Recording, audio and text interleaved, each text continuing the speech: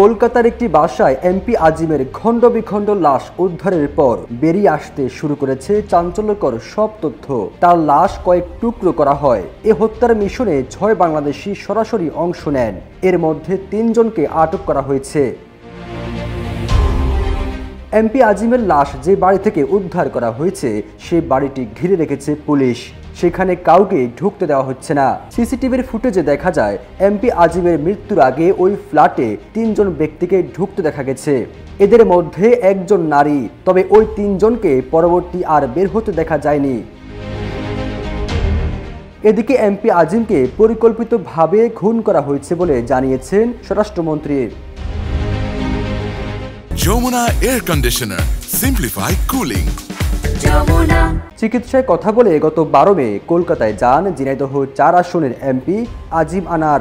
এরপর ১৩ মে ডাক্তারের কাছে যাওয়ার পর আর ফেরেননি। তাকে খুঁজে বের করতে কলকাতা এবং বাংলাদেশ পুলিশ যৌথভাবে কাজ করেছিলেন। সবশেষ কলকাতার নিউ টাউনে একটি বাসা থেকে এমপি আজিমের লাশ উদ্ধার করা হয়।